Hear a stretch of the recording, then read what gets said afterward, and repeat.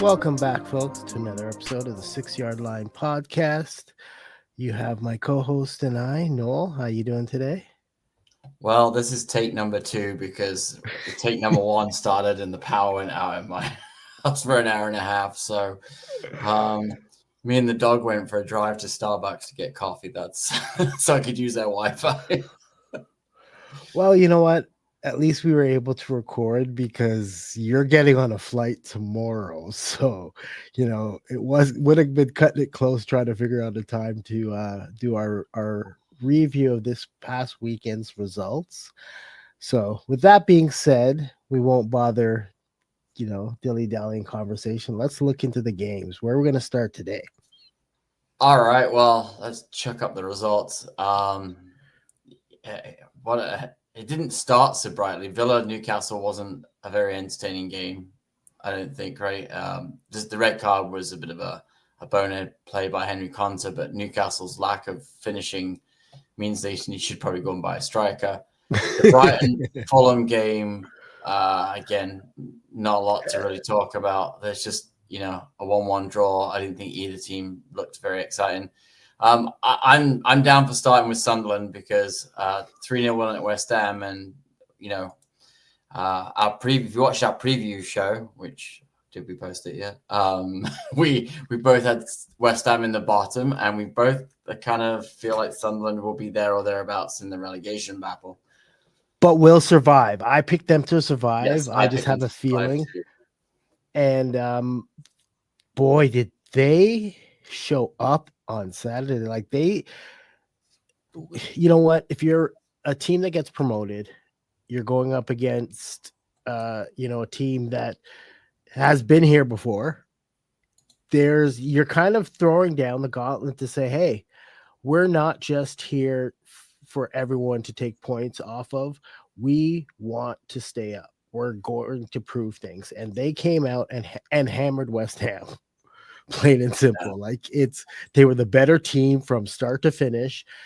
It's not as if you can say it was some lucky results or lucky bounce here and there. No, plain and simple. Sunderland were the better team. They were hungry. And it was a well-deserved, a well-earned 3-0 result. Yeah, you know what? I think were you watching the other game and I was watching this game? I did have this game on, and I think my comment was like, "Oh my god, this is a promoted team that came in via the playoffs, and they went after West Ham. They went after and laid down. And you've got to survive in the Premier League, you've got to win your home games. If you look at like Southampton and those teams last year, they didn't win their home games. So when you're in front and when you take a lead and you then keep going for that second goal, because we've seen it where teams like teams like Southampton last year would get a lead and then they would try and defend it for 90 minutes and end up losing 2-1, 3-1. Sunderland didn't. They smelt blood in the water and they put West Ham to the sword. And I think my biggest comment the other day, as it's funny because we got some comments. Somebody was sending me a DM about me being harsh on West Ham and West Ham's recruitment. And because, I mocked Rio Ferdinand for putting West Ham above like Brighton, Forest, and somebody else, Bournemouth. And I'm like, that's just a homer pick. Yeah, we know Rio played for them, but I haven't seen enough out of West Ham from their signings and from that performance. I listened to West Ham fans after the game on various radio shows, just absolutely going in on West Ham's recruitment, West Ham's ownership, and Graham Potter in general. Because at the end of the day, it's not like West Ham were great at the end of last season. They were in free fall from January onwards. And, I think you and I both agree. I think West Ham's may have the first managerial casualty at this rate if they keep playing like that. And Potter knows it by his comments after. It's quite possible, because like I said, I put them in the bottom six for a reason. I don't have faith in this team, right? And you know what might be their only option is don't if management or ownership doesn't believe in Potter, that's a decision that needs to be made sooner rather than later, and allowing somebody else to come in that can definitely save this ship, because I can see this ship sinking fast, right? And they just did not look like a team that was ready to play yesterday. And again, hats off to Sunderland. Well deserved 3 points. There's really not much more you could say about it, right? Like people can get upset with thinking you're too harsh on West Ham, but results speak for themselves. Look, you know what? I listen to West Ham fans like just unloading, right? Because there's a clear frustration. And you look at Sunderland, and again, Sunderland's a little bit of the Forest treatment where, are you buying lots of players? It's not going to work. I thought Sunderland looked hungry. Their players looked hungry. Their signings, instant impact. So you can kind of sit there and go, one team wanted it and one team's going through the motions, and you saw that, and that was the result. And it wasn't pretty. And hey, Forest have got West Ham next. I'd like to see what happens. Yeah, So definitely be an interesting result. So let's move on. Now we're not gonna get into every single result, but the next game, which I guess we shouldn't be surprised with the result, is the 3-0 for Tottenham over Burnley. yeah, I think that's fair. I think it's fair to say we both predicted that wasn't going to be a good day for Burnley. Wolves and City again. Question Wolves. I think we both have Wolves in the bottom six as well. And great tifo to the Wolves on Jota. Dedication to him. I think that was pretty epic. But hats off to them. Yeah, that was where that was a highlight of. Yeah. Yeah, for a Wolves, being the home team, that was the highlight of their game, unfortunately, right? And there's another coach right there that it just might be you don't have the tools when it comes to the players to survive. It's not necessarily you as a coach, it's just you just don't have the tools.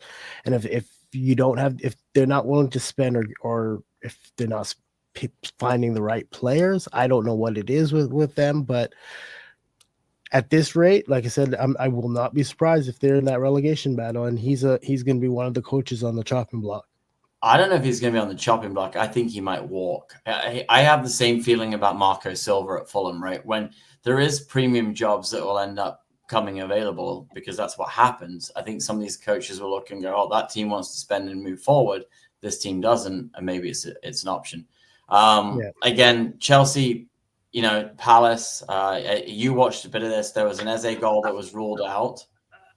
I had this game on my it wasn't the main game. I was watching actually, Forest Brentford, but I did have that on the corner of my eye.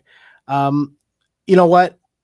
First time, when watching it live, I thought it was a fair goal, but when you see the replay and you see Gahey fully pushing the Chelsea player out of the way, you can see why I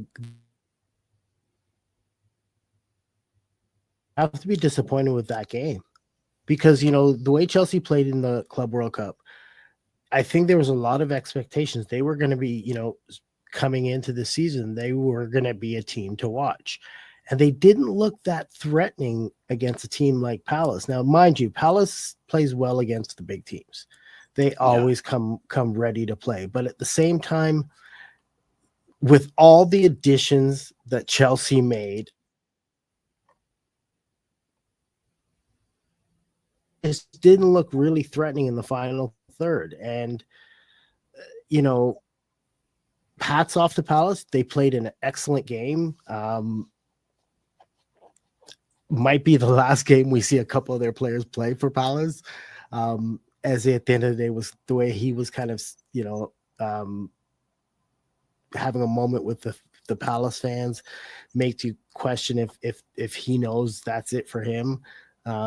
As we were talking about the Gahey scenario, you think that might be overblown, but I think there's more to it with that story, him and Gazner. So I think Palace has to be happy that they got the draw, and Chelsea has to look back and say this is a game where they just didn't show up.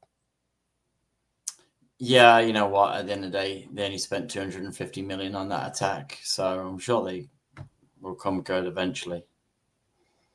So, but yeah, that's Chelsea for you. All right, let's talk about Forest and Brentford. I said to you privately, I was a little worried about this one because Forest haven't looked good in preseason, like they haven't, and when Nuno came out and said the other day that he was not happy with the squad, where they were at, what they're, the structure of the team. And I didn't really understand what he meant until I saw the bench today. And I saw the pre-game bench. I was like, ooh, okay. There wasn't a lot on there that's real quality. I think we had Zach Abbott on there, which, no offense, Zach's going to be a great prospect, but I don't think he's ready for the Premier League right now. So I was, because Nuno was worried, I was worried. So I'm like, Nuno's never normally worried. So that made me worried. But it started 5 minutes in. Chris Wood, obviously, three Brentford players try and clear a ball from a set piece. Apparently their specialty. That's why they hired the coach, because he's a specialist. And Chris Wood, great finish from leaning back and finishing it. Absolutely nailed it. So great finish, leaning back. And then Forest were looking pretty good. And then right before halftime, they just kind of exploded again, right? So the Danandoy header back across on his debut at the City Ground. Absolutely awesome finish. Awesome finish. Like, how he managed to, in the air, redirect his body that way to head the ball back across the goalkeeper was fantastic. And then, Brentford give away a sloppy pass and bang, all of a sudden it's 3. Chris Wood with his second goal. Chris Wood is now just 3 goals behind Ruud van Nistelrooy. He tied Ollie Solskjaer, and he now has more goals than Olivier Giroud and Marcus Rashford in the Premier League. So, not bad for a striker that apparently couldn't score. So, at 3-1. The only thing I would say in the first half that was baffling, again, we're back to talking about referees and baffling. So, if you haven't seen it, there's a penalty incident for Forest where the defender's got his arm up like this in apparently natural position. It was from a free kick, right? So yeah.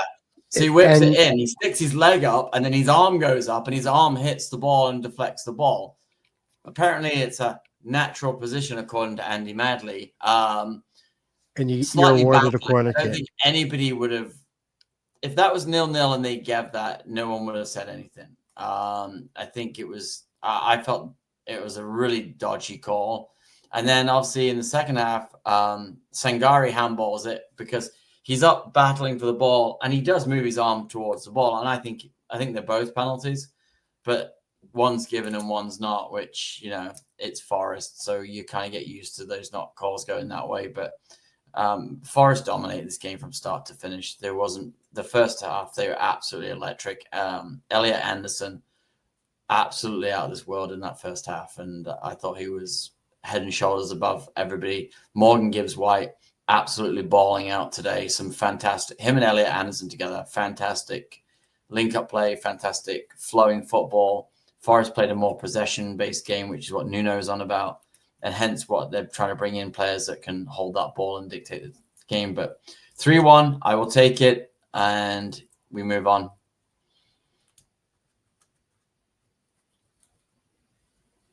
I was watching the game. So I probably wasn't as worried as you were, because you definitely yesterday, you're like, yeah, Nuno saying this, but at the same time, the way you were painting the picture for Brentford, I was thinking like, okay, you're talking about if Brentford might be missing Kelleher and potentially a couple other players, you guys should easily be able to walk over them, right? And in the first half, Brentford just did not look like they knew how to attack or how to form an attack when they had possession. And the worries over that team this year. They just don't have. It's more than that. Say that number 9 or goal scorers. They just don't look like they have enough around there to even to whoever you throw up there in that attack to be. I'll be honest. I don't think they would have scored without the penalty. They wouldn't have scored without that penalty today. And that's the thing. That's the thing. And I think that thing is they're going to have a lot of struggles this year, finding ways to build their attack, find their ways to break down opponents. Like, I mean, are they going to hope to play counterattack? That won't work for them. They don't have the pace. They don't have the weapons. Yeah, Another coach we know will be on the chopping block sooner rather than later. So, good result for you guys. And again, in my opinion, an expected win for you guys. So great win to start the season. And then there was one more game this weekend, and that was Man United hosting Arsenal. Probably the game of the weekend if you want to talk about like matchup. Absolutely. Biggest game of the weekend. It was the Sunday special in the UK, and I didn't really watch a lot of the hype for this because I was obviously watching the Forest game was right just before it, and then you got into the lineups. Obviously Sesko was on the bench. It looks like they've left Højlund completely out of the squad, so he looks like he's on his way to AC Milan. And Gyökeres started for Arsenal, and you're like, okay, let's kind of see how this goes. Brian Mbeumo played for United, made his debut as well, along with Kuna. I thought Mbeumo was probably the brightest player on the pitch. United deserved something out of the game, to be honest. Arsenal obviously scored from a corner. The goalkeeper for United, Anana, and the other guy who was in goal today. I don't know his name, but yeah, again, just not a good goalkeeper, right? Like just soft. Like that goal was soft. Like Calafiore heads it, and he doesn't he doesn't get a stiff hand on it, and he just kind of goes in. And I thought Arsenal were then going to go put the United to the sword, but they didn't. United played them on the counter. United had more chances. United had more shots, and Arsenal didn't really do anything. And we have a lot of Arsenal friends, and a bunch of them were messaging me going, "I don't know how it's still 1-1. Still 1-0 at halftime because United had chances." They did, but you know what? I will boil it down to Arsenal have a better defense, and the chances that Man United did have on target weren't very threatening. So yeah, they definitely had opportunities. They were definitely, more lively, had better possession or had more possession, but their final shots on target or within that area weren't very, like Raya didn't have to make a lot of hard saves. He made one or two saves, where he really had to work, and that was it. So I think that's the difference, because you're right.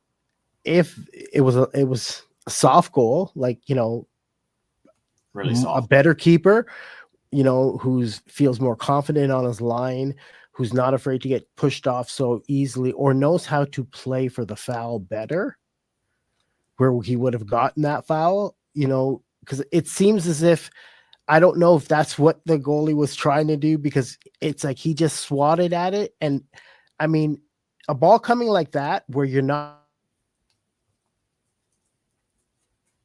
punch that ball out. He just he swatted it right to California, and that's just like a gimme. So, anyways, all I have to say, it was a soft goal, but it gave Arsenal that's all they needed, right? On a day like today, and they defended. Arsenal defended well, and yeah. I think highlights for United LC was obviously the play of Mbeumo. Kuna was a little bit quiet. I thought Mason Mount was very good. I thought Luke Shaw was very good, but Luke Shaw generally tends to be quite good when he's fit, but he's just fit once every 4 years. And I thought United, in general, played more like the counter-attacking Ten Hag style when they won the FA Cup, that kind of just quick counter-playing football. And I thought that was, what they were going to try and do today. But at the end of the day, I think United needs a goalkeeper. Donnarumma's available. I think everybody knows that he got left out of the PSG squad again. But, if United sell Højlund, that would probably be enough to cover the thing. If not, I'm sure United's probably going to go and sack 200 members of their workforce to pay for it. So, we'll see what they do in the next couple of days. But I would expect Højlund to go. And, I think he's one of the only ones that they can kind of recoup some money from. But, I think at the outset, I was hoping it was going to be an absolute belter, but it was a pretty dire match. I'm just glad I watched it in the gym on the elliptical while because it wasn't exactly a thrilling game. But that's I think United looked a lot better going forward. And I think that's one thing you can say, that they did look miles better than at any point last year. Last year they were so bad at attacking. I still don't think they've got the defense and the defensive midfielder to combat some of the big teams in the Premier League. And I think away from home, it might suit them to sit there and sit deep and play counter-attacking football. Yeah, I'll say this: they definitely look more threatening this season than they did last year, where like you just did not feel that their forwards or their attackers were going to score, right? At least when it came to their.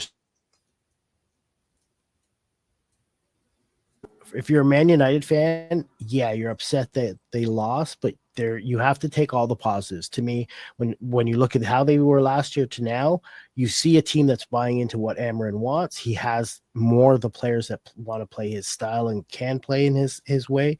So if they are able to sort out specifically their keeper position, especially if you get a guy like Donnarumma, that's will be a big boost for a team like them, and that will only boost the confidence of the players around them, right, or in front of them. So that's that one I can see. I can see that one coming. The reason I can see it coming is because Garnacho is obviously going to head off to Chelsea for 40 million. You're going to get Højlund going back to Milan for 40 million. That'll give them 80 million, and then that's really what I think what PSG want 50. So they might even be able to get an extra defender because obviously, I was listening to Michael Carrick today just complaining about Harry Maguire, but Harry Maguire is not exactly what this team needs. He needs the way he needs to play, and the team that Amarin wants, he needs guys with pace. Luke Shaw, if he's fit and healthy, can help in that spot, but at the end of the day, De Ligt's not exactly a speed merchant, but he's very positionally aware and very smart in that center of defense role. So it'll be interesting to kind of see how these clubs fare next week. I think from an Arsenal standpoint, though, very underwhelming. I thought they were very, slow out the gates today. Yeah, but I think they'll be able to take some things and that they can work on. They don't definitely, I think on their attack, that's an area that they didn't look very scary. So we'll see how things go next week. There are a couple, at least one big matchup. I know, the big matchup, I guess, for next weekend is Liverpool heading up to Newcastle. So that'll be the one to watch. And, Saturday morning, City play Spurs. Outside of that, no major scares for any other team. So a team like Arsenal will probably, be able to right the ship come next week. We're back. League's back. And I guess we have to talk tomorrow. Leeds play. Yes, 100%. Leeds versus Everton.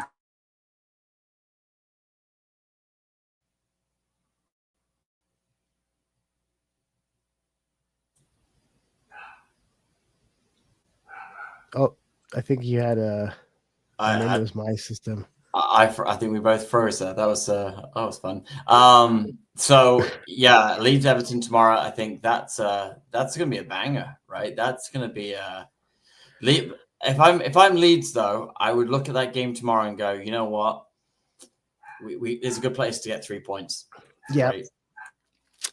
Especially the way Everton is right now, where we know that Moyes isn't happy with the lack of additions. Yes, Grealish will probably be ready and should be good to go, but they haven't really had any other enough major additions that most coaches would like going into the start of the Premier League. So I don't want to say they're wounded, but they may not just be where Moyes wants them to be. So if Leeds can catch them on the back foot, like I said, you kind of want to do what Sunderland did. You've got to go aggressive. You've got to go at them early. I think that's Leeds have got to go and score early and put the pressure on Everton. I think that's the biggest part of what they need to do tomorrow is get after them because, hey, you know, as we said earlier with Sunderland, you've got to win your home games. And I think if Leeds go out there, that crowd gets behind them, you get an early goal, you know, it's Everton, right? We've seen that before where they, you know, yeah, it's a bit different team. Yeah, they've got a couple of extra new players and whatever else. But I think Leeds have a shot if they can score first. If they get behind, I'm a little bit worried that they'll have the resolve to pull it. But again, I haven't watched Leeds in a long time, so you know that's just a rough guess of kind of what I think will happen. But I think if you watch the Sunderland performance, they've got to go after them. Yeah, definitely. Well, I know I'll be watching it. Well, try and watch it. I'll be at work when the game's on, so I will probably have it on my phone and see if I can, sneak peeks of how things are going. But I'll definitely, when I get in the evening, I'll do a full, rewatch to see how the game goes. Because for me, I'm intrigued to see Leeds back in the Premier League, and it'll be an interesting way to end week one of this year's Premier League season. So that is it for our recap. Noel, anything else you want to touch on this past weekend? No, it's good. Just happy to be back watching games. Honestly, it's the best, right? Definitely. And yeah, you know what? There's still more to happen. I know this coming next few days, I'm sure there's going to be a lot of transfers coming. So if anything breaks, we'll try to drop you know what? You'll see, check out our YouTube channel and see what clips or what shorts we drop. Those will probably be more dedicated to our transfers and us. We won't have time to record anything specific this week unless it's something massive, i.e., a certain Newcastle player. But yeah, other than that, you just check out our shorts. Yeah, that's where all our breaking news is always, right? We always try and post it there on the shorts, just so if you just like and subscribe and follow the shorts, because definitely that's where we're always there. So yeah, I'll be on the West Coast this week, so it's even worse for me. I'm going to be 8 hours behind England, in front of England, so it's just it's not always good for keeping up with what's going on. So. Yeah, so we'll figure things out. But folks, as usual, thanks for joining us. We'll be back some point next, or I should say, point with my head. But yeah, we'll be back. We'll record another after week 2. So thanks for joining us. And like Noel said, make sure you subscribed, and of course, big thumbs up for likes. We appreciate you guys all. Thanks again. Anything else, Noel? Thanks, all right. That's it for me and Noel. Have a good week. See you guys next time. Cheers.